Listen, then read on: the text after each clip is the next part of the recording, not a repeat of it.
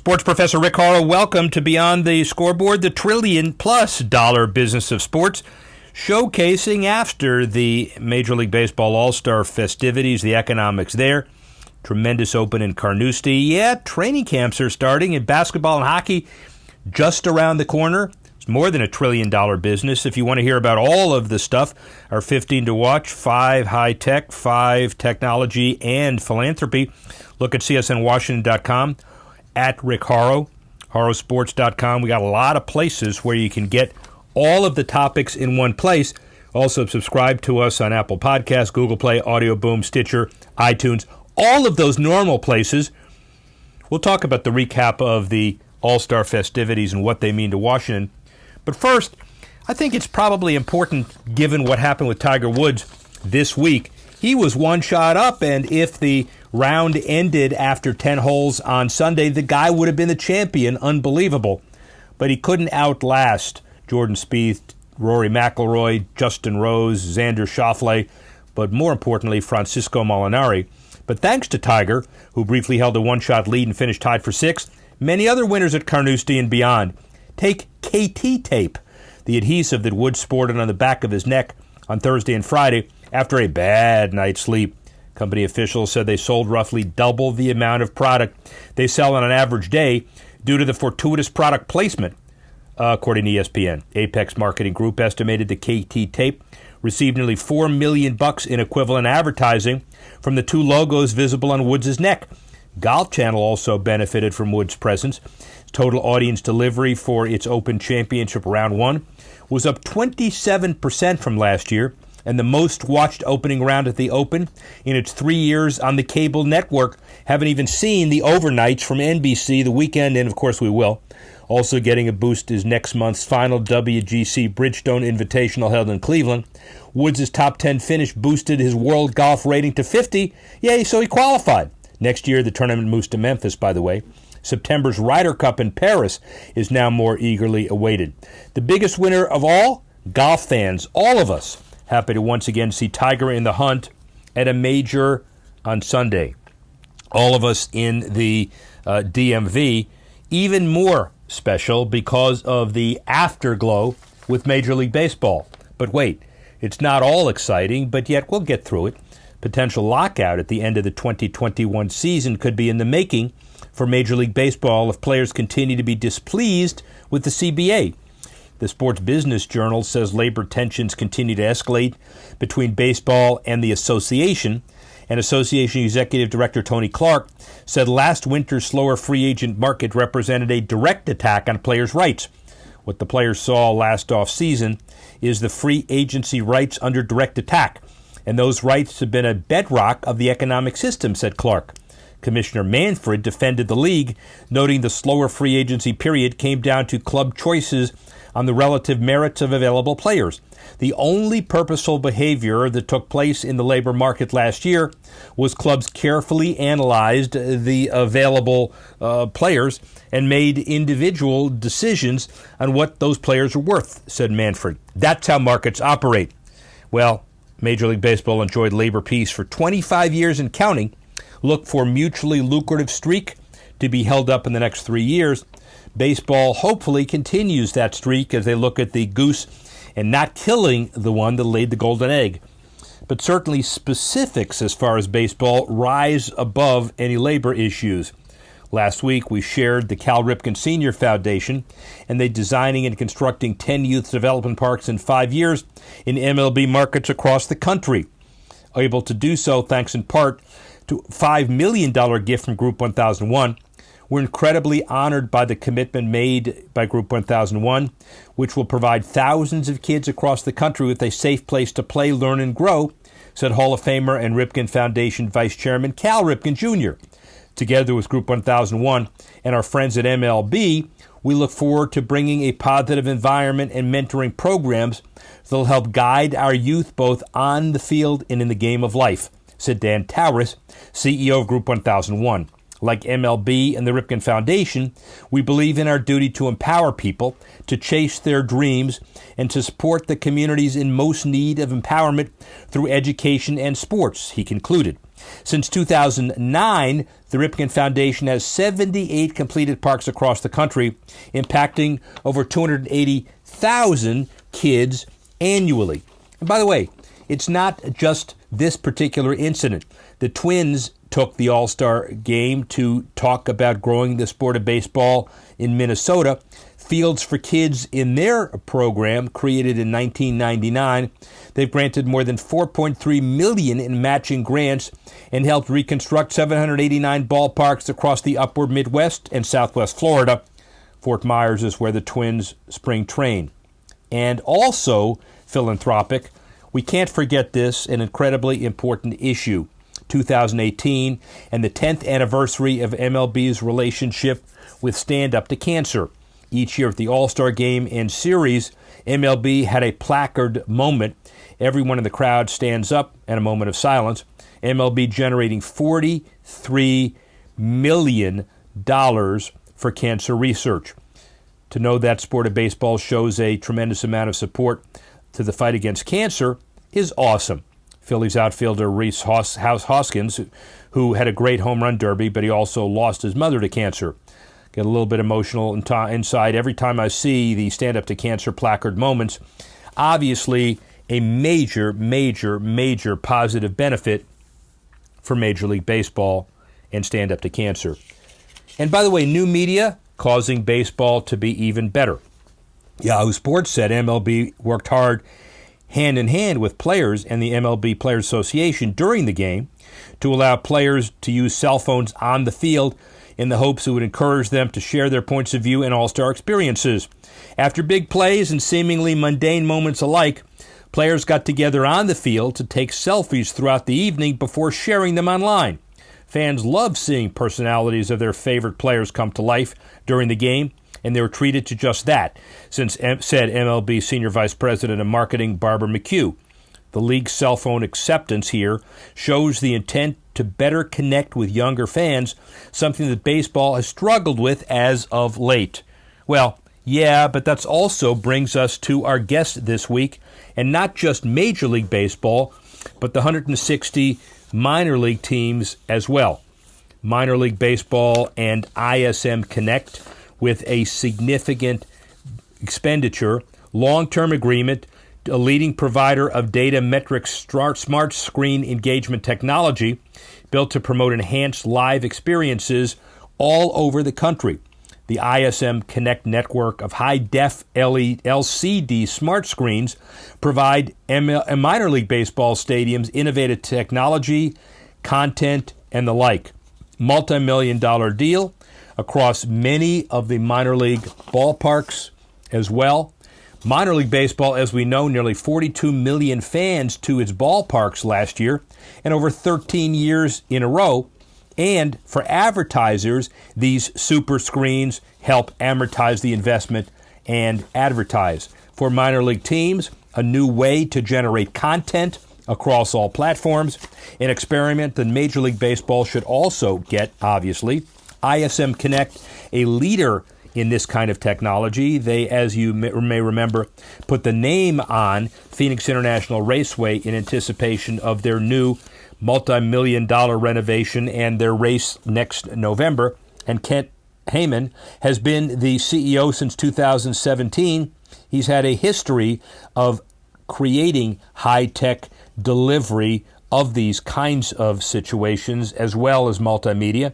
JD in Law, University Pacific, BA in Political Science, Cal State, Fresno. He has a entrepreneurial bent, and as his curriculum resume describes, serial entrepreneur by day, lawyer by night, successfully launched and managed many businesses in the tech space. By the way, his son also plays and played minor league baseball. Ken Heyman, a lot to tell us about the business, minor league baseball, and beyond. Rick Horrow inside the boardroom, beyond the scoreboard at the AAA All-Star Game Sponsor Summit. Minor League Baseball, so visionary in putting this all together, second year in a row.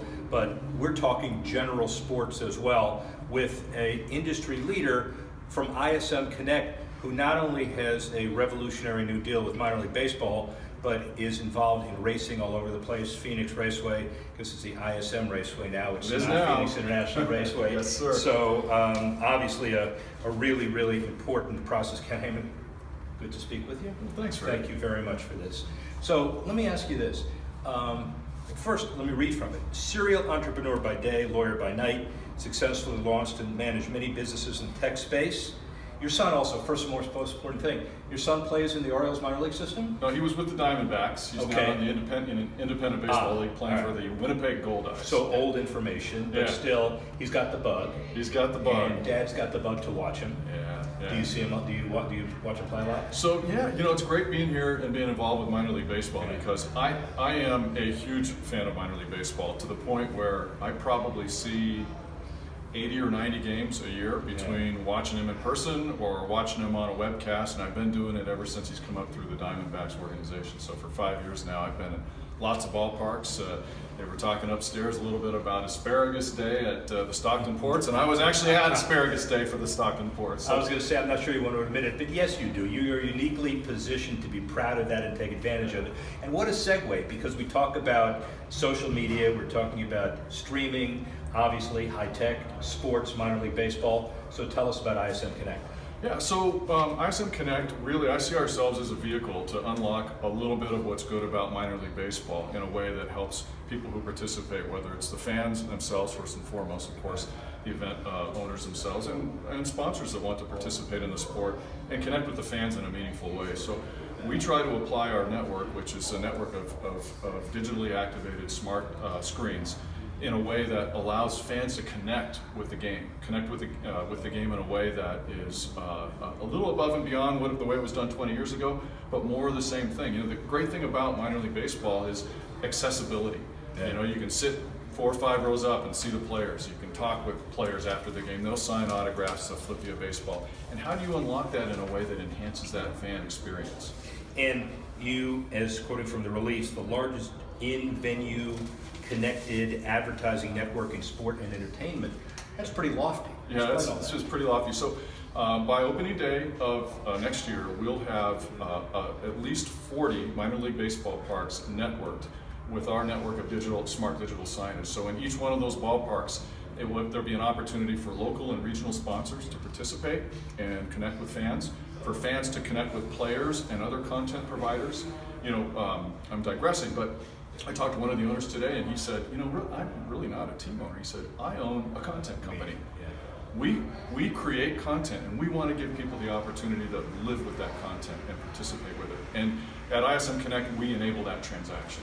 So we do it in a way that makes it good for all of the participants in that transaction, the fan, the sponsor, and the event host. So from a minor league baseball perspective, what turns you on most? Is it the 40 million fans a year for the last 13 years? Is it the vision and leadership? Is it the grassroots aspect? Is it the storytelling aspect? Is it all of that? It's all of that. So first of all, minor league baseball is a great opportunity for us to deploy our network because it attracts some 40 million plus fans a year and growing. But it's done in increments of 4,000, 5,000, 6,000 at a time. So it doesn't really attract a national television audience. Right. So what we can do is we can network 40, 50, 60 ballparks in a way that a national brand can connect with those fans, just as though it were a television network, but in the context of the game. So when our network is up, we will be able to enhance the entertainment value and enhance the connectivity for sponsors. So we're halfway home as far as the sponsorship of your big assets. Tell us about ISM Raceway, the renovation of the old Phoenix International Raceway, the opening in November. You're proud of that. Yeah, so our original network was NASCAR, and so we're obviously very excited about our participation in ISM Raceway. ISM Raceway will be an example of a connected venue where a fan can go and connect with all of the things that make that experience special. We're opening up, as you know, in November, and we think ISM Raceway will be an example of what can be done in an event to make that experience a little better for the fan. The sport is great, fans enjoy it now, but if they can enjoy it a little more, then we'll have done our job. What, besides being a sports fan and a big baseball fan, obviously a racing fan, what made you pursue the link so successfully between vertically integrated connectivity but using the sports industry to help sell it and make people aware of it?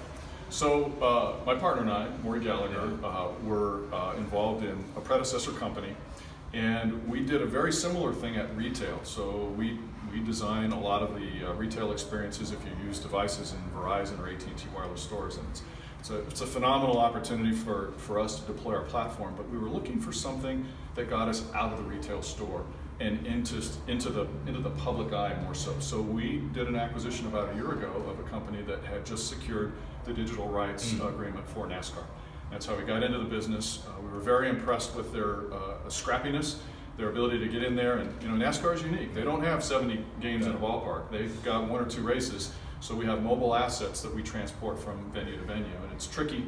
We learned how to do it. We do it very well. But now that we have the opportunity to take those learnings into permanent assets at these ballparks, some of which do more than baseball, some of which also might have soccer games in the off season or host concerts or other functions, and we'll be able to deploy our network in a way that enhances that experience for all those events. It's the advantage for you because you basically have control over the spending of the assets. You have the ability to deploy the direction of your company. You're also a sports marketing guy. How much of these decisions is based on ROI, metrics, analytics, and how much is based on intuition and gut? Well, it's, where we deploy our network is based on probably some combination of all of those things. So as far as our deployments in minor league baseball, we certainly want tech interested and entrepreneurial owners because we're going to need their cooperation. We certainly want markets that are desirable to our cornerstone sponsors, and we certainly want places that we can easily get to and do what we have to do from a physical standpoint. Obviously, there are some cold weather places we'd like to construct, but we're not going to construct them in January, so we have to measure the timing of where we deploy. But we want the places where we're going to be able to do the most good for the sport. So basically, and I know this is oversimplifying it, but you're developing a national media network from the facility out. Yes, exactly. Yeah, we're building the network, and with the cooperation of the, really a coalition of teams, brands, and event hosts, we're going to be able to deploy that network in a way that elevates the experience for everybody that attends. What's next? Well, we'd like to take this into there are some other sports that have expressed interest. Now, you coach youth basketball, correct? Is that past tense? It's past tense. Because you're kind of short. Can you still jump? I never could jump. I could shoot a little. Unfortunately, my shot range was inside the three-point line because I didn't have one of those when I played basketball. Okay. So, yeah. Is that a hint at what you might be doing next, or is it just whatever opportunities come up first? Well, we love what we're doing now, and Clark Kellogg today in the luncheon speech talked about gratitude. We're grateful for this opportunity. I mean, to be here with all these great partners at MILB, and having had the opportunity to meet a number of the team owners and general managers, and even seeing some of the players today that are knocking on the door of the major leagues. It's great to be able to be involved with that. Where do you think the business is going broadly defined in the next 10 years? And I'm talking about the business of sports and sports media. Hard question to answer. Particularly hard since I've only been in it for 1 year. But projecting for 10 years, look, people love sports. People love the experience around sports. But as you watch what people do at athletic events right now, what do they have in their hand? It's a phone, right? They've all got it. They're all looking at it, and they want to use that to be able to interact in a meaningful way with what's going on the field. So capitalizing upon that interaction in a way that allows the fan to enjoy the game while they're at it and take some of that enjoyment away from the game with them when they leave the ballpark. That's really where we'll see sports going. So my final question is more of an academic one too, and I thought I was fairly well read, obviously not enough. So here's some of this guy's publications. Defining the roles of structured knowledge and unstructured information for efficient problem resolution. Support world structure knowledge, the key optimal contact center efficiency, knowledge management tools and techniques. What the hell does that mean? Well, that's a very good question, and you would probably need some of our top secret algorithms to parse through that. Oh boy. No, we used to, in one of my past lives, I ran a knowledge management software company, so it's not a lot different than some of the things we do with our algorithms now that we'll be deploying for things like credentialing based on facial recognition and other things where, the self-learning efficacy of the software is improved over time. Media mogul, basketball coach, baseball coach, minor league aficionado, agent/father to a rising baseball player, founder of an incredible company. Ken Hyman, thank you very much. Thanks. Really good. Appreciate great it. to meet you. Rick Horrow, see you soon. Look for ISM Connect to be a very important player in the digital space, but even more important, look for the notion of fan content as another way Major League and minor league baseball reach out together to look at millennials as you move forward, give them a reason for going, staying engaged, and cutting across all these channels. Certainly something to watch. Well, we can't leave any podcast without talking about NFL. Yeah, camps are opening. We couldn't wait. NFL generated record revenue in 2017, estimated to be over $14 billion, each team receiving about $256 million based on the current revenue sharing agreement. According to John Wall Street, the $8 billion revenue split from TV deals, road game revenue sharing, and other factors represent a new league record and a 4.9% year-over-year increase. The boom in the value of TV rights largely fueled the overall growth in revenue, as did Amazon's new Thursday night deal. As summed up by John Wall Street, it's time we put to rest the notion the NFL is declining in popularity. Player protests, brain injuries, criminal accusations, none of it's had any impact on revenue generation. But one red flag for the NFL, the White House, as the anthem kneeling controversy looks to stretch into its third season after the league's decision to hold off implementing its new anthem policy. Donald Trump again takes to the social media to voice his displeasure with the NFL and its, in his words, $40 million commissioner. I say, let him just play ball. Well, and given us some perspective as well, the Packers had an impressive year from 17-18, record revenues and expenses. And this is also how you get the league-wide revenues because, as you know, the Packers are a public company, and you can just divide the revenue sharing and multiply it. The Green Bay Press-Gazette talked about the year ending March 31, where the Packers brought in about $455 million in revenue, up $13 million from last year. Team expenses went up, jumping $44.8 million, but yet revenue benefited from additional money from shared national TV contracts, growth in local income, largely as a result of new sponsorships. The team ultimately reported net income of about $40 million, $34 million less than last year, but the numbers are impressive.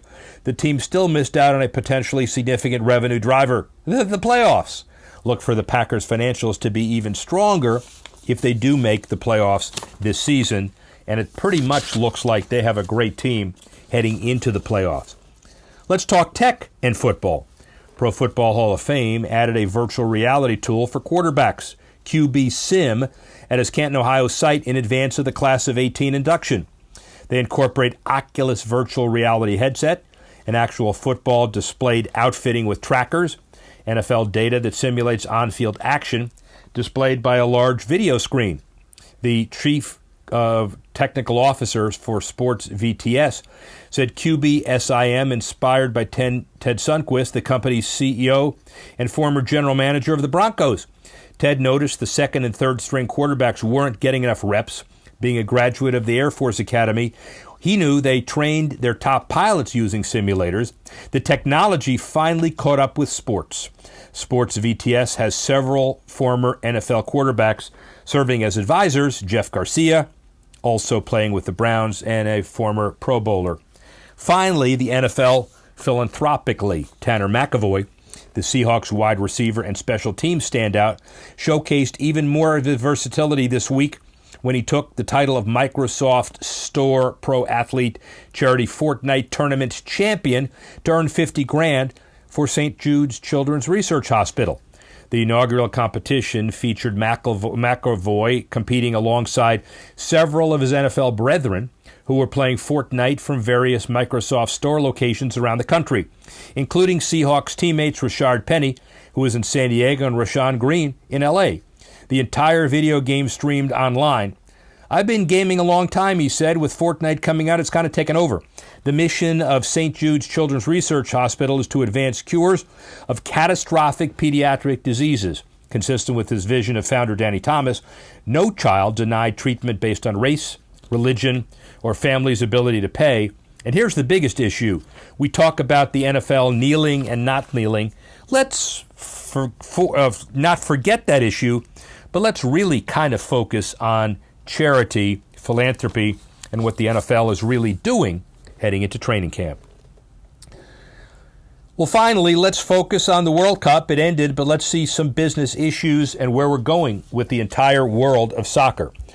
Well, according to Thuse Sports, IBM, and Fox Sports, Spain, Croatia, and Belgium, the most exciting teams to participate in this World Cup. Thuse Sports, an automated short-form sports video production company and metadata service, teamed up with the other companies to measure how exciting all the teams were during the month-long tournament. The proprietary algorithm used ranked Spain atop the table with a score of 93.5. Croatia and third-place Belgium both at 91.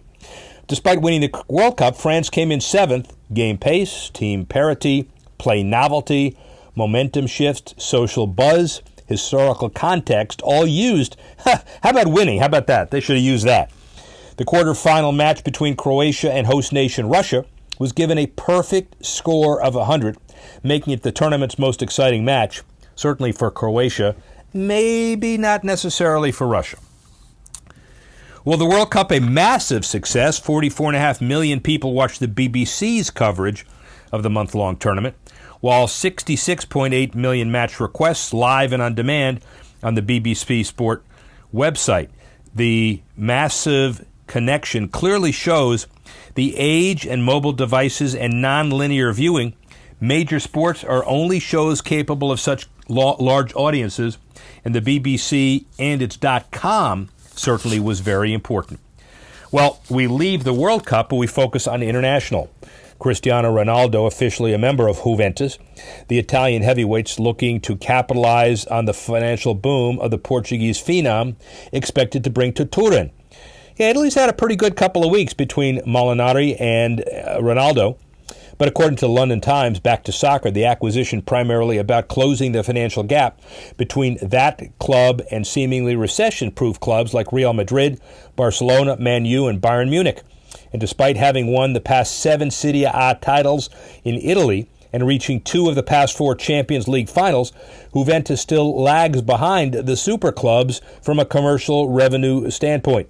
Those other clubs bring in well over 250 euros in revenue, 250 million, while Juventus only about 101 million. And despite his age at 33, Ronaldo, one of only a handful of players in the world that can move the commercial needle single-handedly. And since rumors started swirling of Ronaldo's potential move to Turin, Juventus stock prices have been soaring upward. Let's see if that momentum continues. Staying in Italy, Roma becoming the first Serie A club to broadcast live games on Twitter. Over 100,000 fans tuned in to the game via the club's Italian Twitter account, clicking total viewing time just over 1 year and 224 days. When we set up Roma Studio back in 2014, our goal, they said, was to be able to control how we delivered the most compelling content to our supporters around the world. We made a great effort in recent years to embrace new technology and platforms with our TV channel, radio station, and social media club, and this season we'll continue to innovate in a way that brings our fans closer to the club. Snapchat, Instagram, and other digital platforms. Well, that means international soccer is stronger than ever, and hopefully the U.S. is poised uniquely to take advantage of that as the World Cup morphs into a distant memory, and then we look at Qatar in 2022 and the U.S., Canada, and Mexico in 2026. But we focus on South Florida. According to Sports Pro, Beckham and his business partner Jorge Mas still working to secure a property for that elusive Miami MLS stadium. There will be a referendum on this site issue with Miami voters in mid-November. Mel Reese Country Club. I grew up on that golf course near the Miami airport, but Miami's only municipal golf course. Lack of transparency. We're talking about the deal done, but voters vote on it. Maybe finally we get it done or not. I've grown up in Miami for 50 years, and I don't believe a stadium gets done till we cut the ribbon, have one game, maybe even a whole season. Miami needs soccer. Soccer needs Miami. Hopefully they get the deal done soon. Well, that's it for Beyond the Scoreboard today. We'd like to thank Kent Heyman and ISM Connect for lending their expertise. Like to thank Dan Martin and Tanner Simpkins for helping put this together. Like to thank Cal Ripken Group 1001 for hosting the amazing press event last week. And like to thank you guys for listening and watching and joining us next week when we go Beyond the Scoreboard.